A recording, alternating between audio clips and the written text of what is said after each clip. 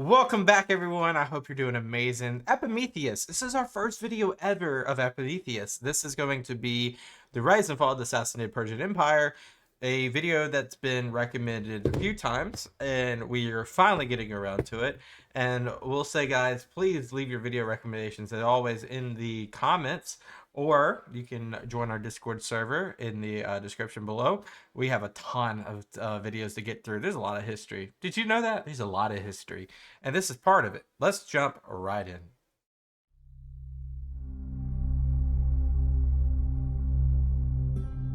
Oh no, I'm blurry. Hold on. For more than 400 years, the Sassanid Persian Empire of Ardashir proved to be the only equal of Imperial Rome and nearly destroyed it, not long before meeting its own end. The Sassanid Persians viewed their empire as the restoration of the Achaemenid Persian Empire of their ancestors that had once been the undisputed master of much of the known world, until it was conquered by Alexander of Macedon. And following his death at a young age, much of this region was ruled by the descendants of Alexander's general, Seleucus. The Iranian plateau then fell under the control of the nomadic Parthian Arsacid dynasty. Although initially a Seleucid vassal, they later gained full autonomy and then took control over the remnants of their former master's empire, as they had been greatly weakened by conflict with Rome. Even though the Parthians were an Iranian-speaking people group, they initially ruled as Hellenistic-style kings, adopting Seleucid Greco-Persian court customs. Of course, these are the people that killed Crassus. The Parthians were like a thorn in the side of Rome for the longest time. So we need to learn more about them when we get there. While still maintaining elements of a nomadic tribal government. Despite claiming to have restored the ancient Persian Empire, they were still viewed as foreigners by many of their subjects, especially in the Persian homeland of Pars in southern Iran, also known as Persis or Fars, which seems to have become a largely autonomous locally ruled province early on. The Parthians were satisfied as long as taxes were paid on time and men supplied to the army when needed on campaign, particularly horse archers and cataphract heavy cavalry, forerunners of the later medieval knights. In the early 3rd century AD, the Parthian Arsacid dynasty was preoccupied with fending off Roman invasions and the disunity of the royal family, with the empire being split between two rival brothers, each claiming legitimacy. Balash and Artabanus. Oh yeah, we just talked about Artabanus. He attacked his brother in 213. Crazy how things come together. So it was of little importance to them when a local family of priests of the Fire Temple of Anahid first took control of one city in Persis, and over the following 2 decades, consolidated power over the whole province. This conquest was completed by Ardashir and had been initiated by his father. By the time the Parthians had realized that the I like the colorization you just did. House of Sassan, named after Ardashir's grandfather, had gathered too much power and would not be content to serve the Parthians as military governors. Their initial responses were too little and too late. Ardashir defeated the nearby ineffective and poorly motivated local governors that were sent by the Parthians to bring him in line, and proceeded to annex their territory, rallying many local Persians to his cause. The Arsacid great king, Artabanus V, then led the full force of the Parthian army to confront Ardashir at the Battle of Hormozd-Dagan, and was soundly defeated and killed in battle. Wow. Over the next 2 years, Ardashir firmly established his rule over the Iranian plateau. I'm so smart. Ardashir And was crowned Shahanshah, King of Kings, the first native Persian to hold that title since the days of Alexander's conquests. Wow. More than 500 years before. 3 years later, Ardashir had taken the Arabian coast of the Persian Gulf and defeated Balash, the brother of Artabanus in Mesopotamia, bringing him into contact with Rome. In contrast to the Parthians, that preferred a defensive strategy against Rome. The Cathane retreat was like one of their favorite tactics to deploy. It's gonna be interesting to see kind of how the rise and the fall really happens, because obviously I know the fall is due to the Rashiduns and the Umayyads, but it seems like they are going to be in direct conflict with the Byzantine Empire. I'm not sure who else is a adversary in this area though. Using hit-and-run cavalry tactics on the wide-open plains of Mesopotamia. Yeah, hit and run. Like, it's easy. It's easy in the plains. Mesopotamia. The Sassanians took the fight to the Romans, confronting imperial legions with heavy cavalry. Ardashir battled the Romans off and on for the remainder of his reign, achieving more minor successes than failures, most notably sacking and destroying the wealthy and heavily fortified city of Hatra. He always campaigned with his son Shapur, who he made his co-ruler for the last 2 years of his reign, to ensure a smooth succession. Shapur and his successors would carry on Ardashir's plan of massive urbanization, building hundreds and perhaps thousands of cities during the Sassanid Empire, and built a vast system of dams, aqueducts, reservoirs, and cisterns to ensure these cities had a plentiful supply of fresh water, allowing for larger populations. Shapur's reign was long and eventful. He successfully campaigned in the east, annexing large portions of territory there. Wow. It's not easy to win battles over there. It really isn't. In the west, he conquered Armenia, a fiercely independent warlike kingdom that Wow. often played the deciding factor in the balance of power between the Roman and Parthian empires. Yeah, even before that, when you had like the what do you call it? The Pontus kingdom over here, you had Armenia really play as a mediator or choose sides. Giving an edge to whatever side they had allied with. After defeating the Emperor Gordian, Shapur then negotiated peace on favorable terms with his successor, Philip the Arab. However, this peace would be short-lived, with Shapur campaigning deep into Syria, conquering many of its cities, including Antioch, one of the most wealthy and populous in the Roman Empire. The Emperor Valerian responded with a force of 70,000 men. He reconquered much of Syria, and he personally led them into slaughter, with almost the entire force being annihilated, which included the Praetorian Guard. The emperor, with a few remaining survivors, tried to negotiate but was captured instead, and was taken deep within Iran Shar, where he lived out the rest of his life in captivity, with Dang. his exact fate and year of death unknown. This event sent the Roman Empire into shock and panic, and initiated a series of civil wars and rebellions. Shapur also brought back many thousands of Roman civilians from Syria to populate the newly built imperial cities. Was there an incentive to do that? Like, obviously repopulate, yeah. But was there like, did they incentivize like, hey, you're gonna have opportunity, you're gonna get this much money, or was it just like, go? Out the southern portion of the empire, with artisans, skilled workers, and men fit for military service being particularly sought out for relocation while on campaign. Shapur greatly increased the size and centralization of the government. Many of the powerful familial clans and minor local shahs had essentially run most aspects of local government in Parthian times, and kept most of their previous privileges and duties to the Shah and Shah. However, the host of newly built cities and their income were property of the Shah and Shah. Governors, viceroys, and a host of other appointed officials managed these. Importantly, a standardized set of laws were implemented throughout the empire, and law schools set up to supply the many judges. Shapur's reign was characterized by toleration for the many religions within the empire, including the teachings of Mani, the prophet of the Gnostic-influenced Manichaeism, which aggressively challenged the beliefs of the older religions in the region, and was even welcomed in... Right, because remember, this is predating Islam. So Zoroastrian, I can never say that word. Zoroastrian, Buddhism, Hinduism, obviously Christianity, all alive, Judaism, all alive during this time. But I might have to go closed captions. I can't go closed captions. Guys, help me out. What religion was the Sassanids? Because I couldn't catch that. I'm going to go back and try to catch that. Including the teachings of Mani, the prophet... Mani? So Mani's the prophet. ...of the Gnostic-influenced Manichaeism. Manichaeism. That makes sense. Is it Manichaeism? Which aggressively challenged the beliefs of the older religions in the region, and was even welcomed in the royal court to share his beliefs.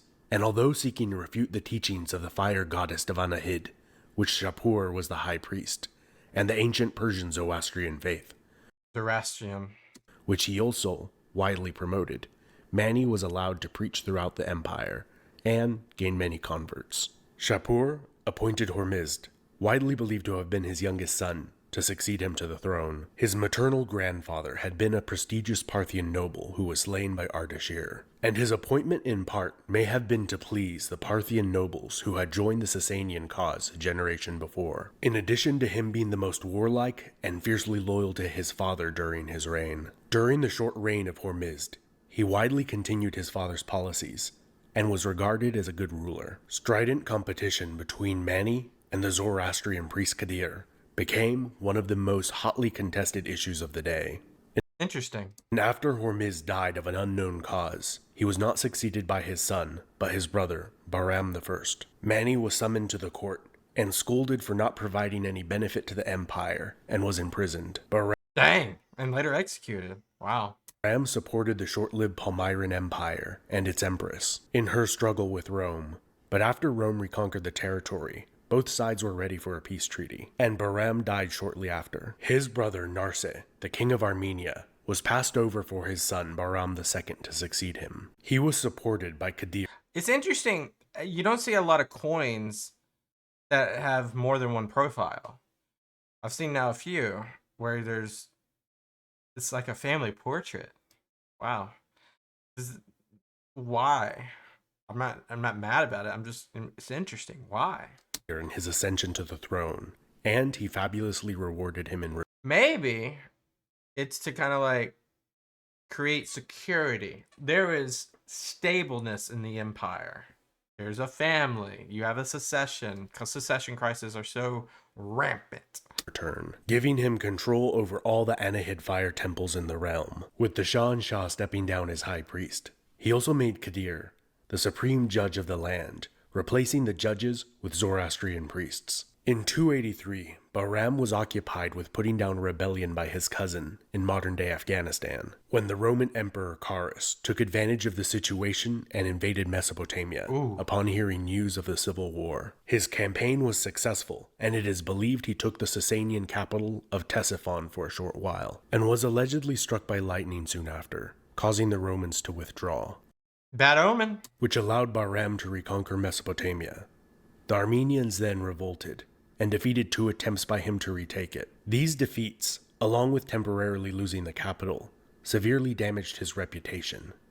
And I mean, he was over there, and then he repelled it. When his son, Bahram III, was appointed the next Shah, rebellion immediately broke out, and his grand-uncle Narse seized the throne. Seeking to legitimize his rule, Narse called a council of all the nobles, many of them family members, to vote on who should be the next Shah. He overwhelmingly won this vote. Narse spent nearly every year of his entire reign on campaign against Rome, and initially had great success, repelling a major Roman invasion and reconquering Armenia. He was then defeated by a combined Roman-Armenian force that captured his wife and several other of his family members. He then agreed to a peace treaty and relinquished all rights to Armenia in exchange for the return of his family members, and died soon after. Narse Dang, it's a hard life being a Sassanian ruler. Had returned to the policy of religious toleration of the first 2 Shahs. This was reversed by his son Hormizd II, who actively persecuted the Manichaeans, but was tolerant of Christians and even had a Jewish wife. So it's really, I think the Manichaeans are like the Christians of the Roman Empire, as if they are, the Manichaeans are the Christians of the Sassanid Empire. In terms of like persecution, it seems like. Successfully put down rebellions throughout his reign, but was killed while hunting in the desert. Hunting accident, man. Hate to see it. Although Arabs were blamed, it is suspected that the nobility were the real perpetrators. The nobles killed his son, Adur Narse, who was accused of excessive cruelty and ruled not much longer than a month. One of his brothers was then blinded and another imprisoned, who was freed by his wife and escaped to the Roman capital of Constantinople. The Emperor Constantine built him a palace, and his descendants served in the Roman army and government. Although Hormizd II still had several more sons who were not deemed a threat, the nobles elected Shapur II, Shahanshah, while still in his mother's womb, and legend claims that the royal crown was placed on her belly while still... That's insane. Imagine being king before you were born.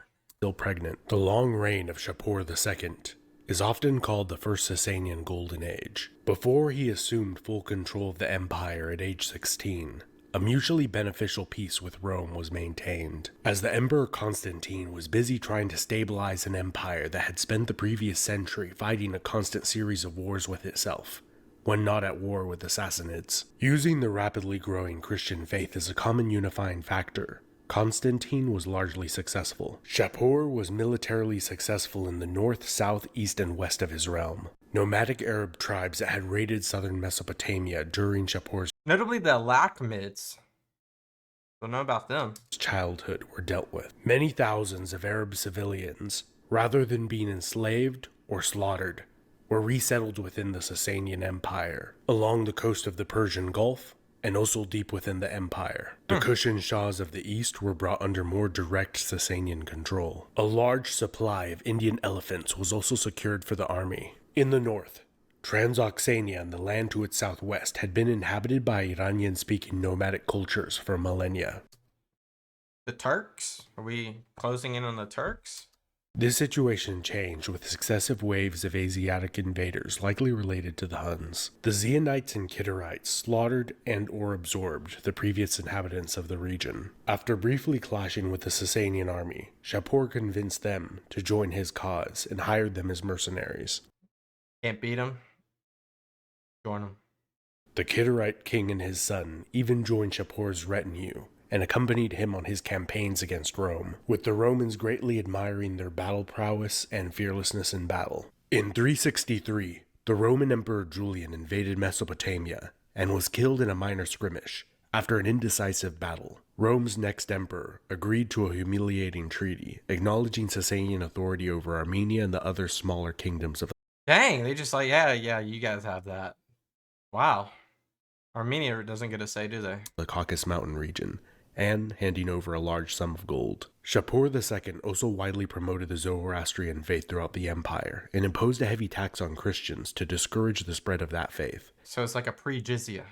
as they were increasingly feared as having a secret allegiance to Rome. The intermediate period following the First Sasanian Golden Age had several long-term trends. First was a lengthy peace with Rome negotiated by Ardashir II and ratified by his nephew Shapur III, with only small-scale wars with Rome taking place during this period, usually involving Armenia. The second trend was the It's always Armenia. growing power of the priesthood and the nobility, who murdered the first 6 Shah and Shahs of the intermediate period, after they attempted to restrict their power. It is interesting to note that a noble outside of the House of Sassan never attempted to seize the throne for himself during this period. This is likely largely due to the fact that the majority of these noble houses, at least in part, trace their lineage back to the Parthians, who had supported Ardashir in the creation of the Sassanid Empire. These nobles probably surmised that if they could overthrow the popular House of Sassan that had brought so much internal stability, growth, and prosperity to the realm, they would be viewed as illegitimate usurpers by just about everyone. Khosrow was a usurper. Was he illegitimate? Illegitimate. Including the powerful Zoroastrian Persian priesthood, who oversaw much of the efficient revenue-generating bureaucracy. So the nobles and priesthood during this period generally conspired together to place which member of the House of Sassan they viewed would benefit them most on the throne. The third trend that intensified as this period went on were the waves of nomadic invasions from the northeast. The Zionites and the Kittites, who had been allied with the Sassanians during the reign of Shapur II, were pushed south by a new people, the Hephthalites, who along with the Hephthalites. Sassanians largely wiped them out, and the Hephthalites would become a much larger problem for the Sassanians than the earlier nomads had been. The Hephthalites gained control over a large portion of the east, and became kingmakers within the Sasanian Empire, helping Perez, who sought their assistance in overthrowing his brother, who they killed in battle. After being installed as Shah and Shah, Perez then fought 3 wars with the Hephthalites who had been raiding his empire. He lost and was captured in the first, and then paid a large ransom. He Hephthalites really screwing them over. lost and gave his children as captives in the second. In the third war, he was killed. The Hephthalites then invaded the Sasanian Empire, but were stopped by the nobleman Sukra, who then installed Balash, the brother of Perez, as Shah and Shah of the empire. Perez's son Kavad then rebelled, and was unsuccessful.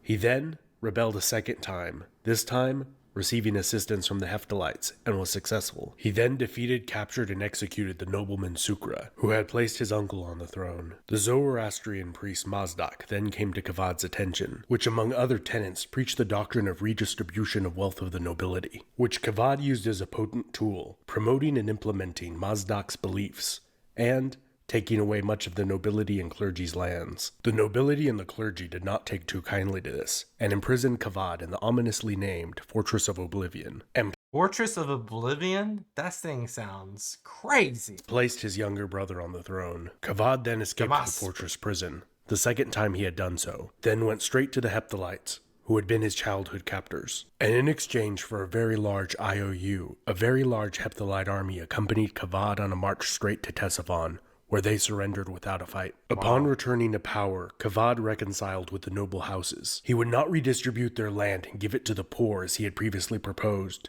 but he would tax them, which they had previously been exempt from. After more than 60 years of no large-scale war with Rome, Kavad waged war on them, with little territorial change. But in the treaty concluding the war, the Romans would pay the Persians a large annual sum Really?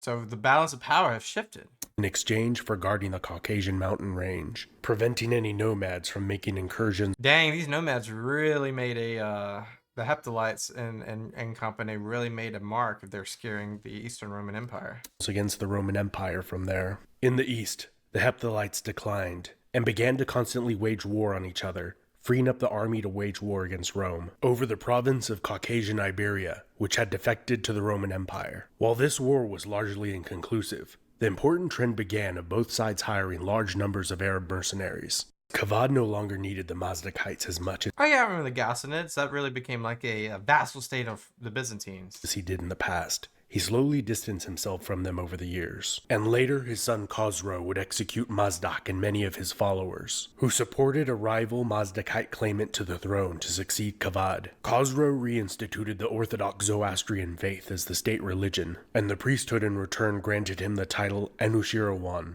the immortal soul. Khosrow concluded a peace treaty with Rome that increased the amount of gold the Romans had to pay for protecting the northern Caucasian border. With the priesthood and bureaucracy now firmly supporting him, and with peaceful borders, Khosrow reformed the small powerful noble families. By decreasing their power and increasing the power of the Deccans, who were the minor landed nobility, personally loyal to the Shah and Shah, they became the empire's tax collectors, and served in the elite heavy cavalry units that were previously reserved for the members of the noble houses. There had Nice, nice. Were they trying to emulate the Immortals somehow? previously only been one great general of the army. Khosrow made 4, each serving in a corner of the empire far from their ancestral homelands. With that accomplished, he reconquered the east, aligned with the Turk Khaganate, in crushing the Hephthalites. After an initial peace for the first 8 years of his reign, Khosrow successfully campaigned against the Romans. Although he took little territory, he destroyed a great deal of Roman fortifications, extracted many large bribes to spare cities from destruction,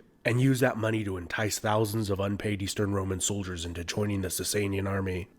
Wow. Khosrow's reign is considered by many to be the height of the Second Sassanian Golden Age, where Sassanian prosperity, culture, and learning reached a high point and spread far beyond its own borders. Khosrow's son, Hormizd IV, is noted for killing many of the nobility, and also dealing harshly with the priesthood. While he consolidated power at court, his general Bahram Chobin won a great victory over the Gurk Turks. He was then sent to Armenia, where he suffered a minor defeat against the Romans. The Shah and Shah then began to blame, slander, and shame his general for the defeat, which made the general nervous, given the Shah's predilection for executing members of the nobility. So he marched his army to the capital, and with the support of the nobles and priesthood, placed the Shah and Shah's son, Khosrow II, on the throne. The general So preemptively did that. Bahram Chobin then began to consolidate power and rule behind the throne.